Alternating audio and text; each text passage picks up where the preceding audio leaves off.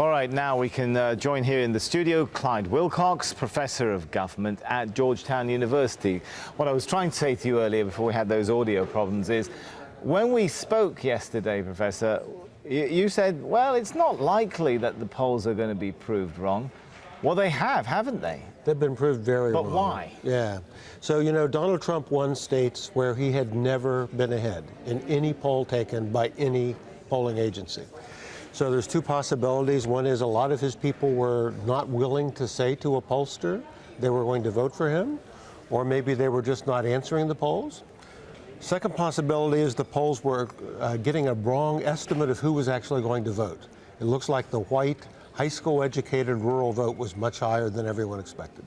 It does look like that. And there's some key sort of lingering questions about what happened in a state like Wisconsin, for example, which we were told is a Democrat-leaning state, and I don't think there supposedly weren't many doubts about it going to Hillary. Another state where, in fact, Trump never led in any poll taken by any group, right? And his own polling people didn't have him ahead.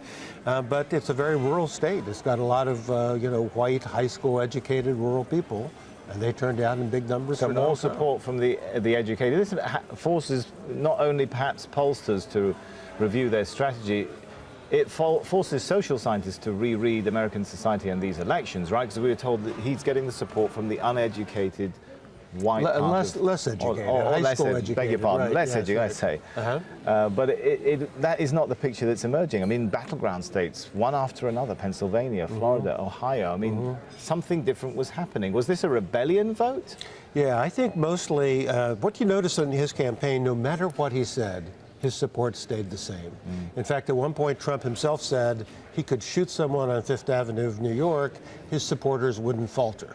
Because they just didn't want the alternative. Here's a man who's promising to make it better, who's promising to make America great again, and they choose to believe. What about women, the support about women? Is it too early to try and read into that and see what happened there? Well, the real problem is that our polls were off, including our exit polls. The way we would normally deal with that issue is we would look at the exit poll data. The data is a little bit confusing.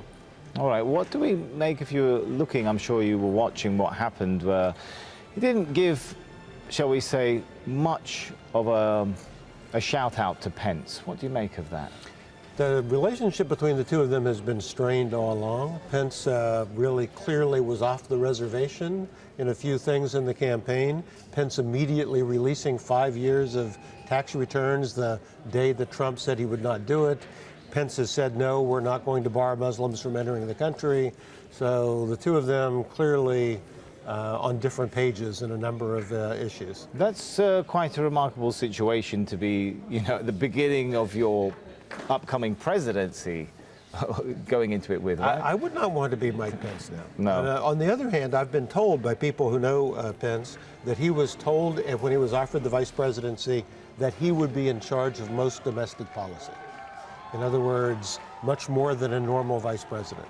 Because let's face it, Donald Trump doesn't study, he doesn't work hard, and so he would rather delegate and hire someone to do the work for him. I'm glad you mentioned the delegate and the hiring part. We got any clues about what sort of a cabinet he might put together? Are we going hawkish? Are we going more Republican mainstream to counter all of the sort of fears and divisions within the Republican Party? I think we really don't have any clear vision at this point, and I think there's good news and there's bad news.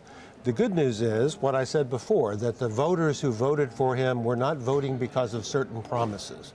So he's in a position, he could change his views on some things. You don't think they'll hold him to it? I don't think so. But he's made some huge promises, hasn't he? Everything from the deficit to, I don't know. Exactly, but I think that they voted for him and for change. So I think he has more leeway to move. On the other hand, I don't think he knows how little he knows. He doesn't really study.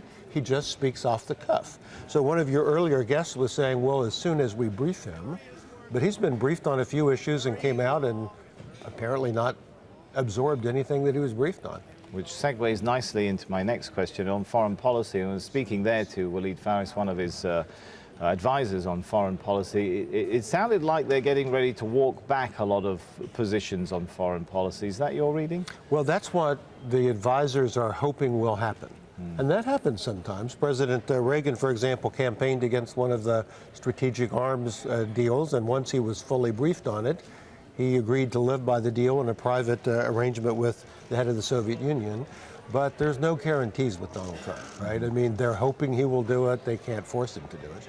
And looking at the, shall we say, how power is now lined up, the Senate, the House of Representatives, both in the hands of the Republican Party. We've got the situation coming up with Supreme Court justices to be replaced.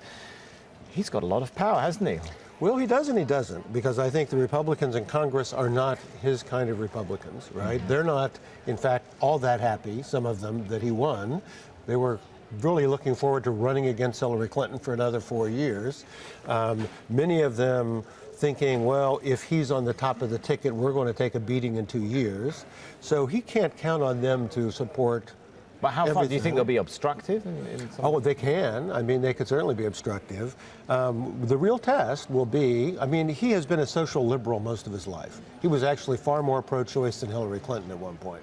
And so is he really going to appoint these social conservative justices that Pence promises?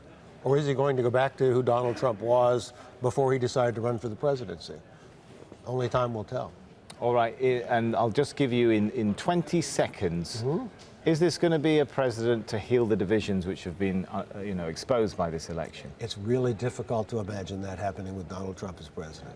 It is difficult to read. I think everybody at this point is just trying to read the tea leaves and see where America and where the world goes from here. Thanks so much, Professor, for coming in and sharing your thoughts and analysis. A lot more to be analyzed in the days coming and the hours ahead.